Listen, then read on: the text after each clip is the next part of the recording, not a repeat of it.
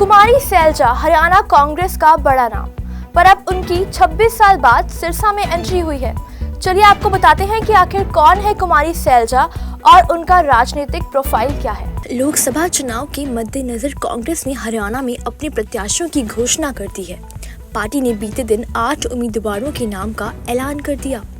कांग्रेस ने अंबाला आरक्षित सीट से वरुण चौधरी, सिरसा सीट से कुमारी सैलजा, रोहतक सीट से दीपेंद्र हुड्डा, हिसार से जयप्रकाश, करनाल से दिव्यांशु बुद्धि राजा, सोनीपत से सतपाल ब्रह्मचारी, भिवानी महेंद्रगढ़ से रावदान सिंह और फरीदाबाद से महेंद्र प्रताप को टिकट मिला है।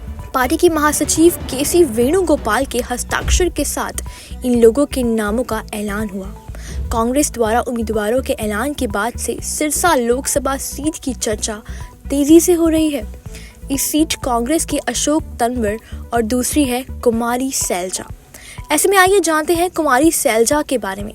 62 वर्षीय कुमारी सैलजा का जन्म 24 दिसंबर 1962 को हिसार के दलबीर सिंह के घर में हुआ था।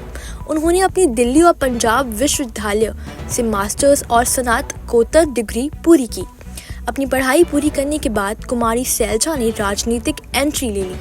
कुमारी सैलजा की 24 करोड़ 5,08,152 करोड़ की संपत्ति है। वहीं जब साल 2004 में कुमारी सैलजा ने चुनाव लड़ा था तब उनकी संपत्ति 71 लाख रुपए थी। वहीं कुमारी सैलजा के पिता राजनीतिक रहे हैं। वो सिरसा से 4 बार सांसद चुने जा चुके हैं। साल 1966 में हरियाणा की गठन के बाद 1967 में हुए लोकसभा चुनाव में वे पहली बार सिरसा से सांसद चुने गए। इसके बाद साल 1971, 1980, 1984 में भी सांसद के रूप में चुने गए थे। कुमारी सैलजा ने साल 1990 में महिला कांग्रेस के अध्यक्ष बनकर अपनी राजनीतिक सफर की शुरुआत की। इसके बाद साल 1991 में हरियाणा से सिरसा से पहली बार 10वीं लोकसभा की सदस्य चुनी गई थी। इसके बाद नरसिम्हा राव की सरकार में वो केंद्रीय शिक्षा और संस्कृति राज्य मंत्री बनी। इसके बाद जब साल 1996 में कांग्रेस हरियाणा में हार गई तो 11वीं लोकसभा में वो सदस्य चुनी गई। इसके बाद साल 2004 में 14वीं लोकसभा में चुने जाने के बाद वो अंतर्राष्ट्रीय सम्मेलनों में सक्रिय रहने लगी। इसके बाद साल 2014 में वो हरियाणा से राज्यसभा के लिए चुनी गई, लेकिन साल 2019 में अंबाला से हार गई। कुमारी सैलजा को कांग्रेस ने सिरसा से उम्मीदवार बनाया है। इस सीट पर कांग्रेस से आम आदमी पार्टी और बीजेपी में अशोक तंवर को बीजेपी ने चुनावी मैदान में उतारा है।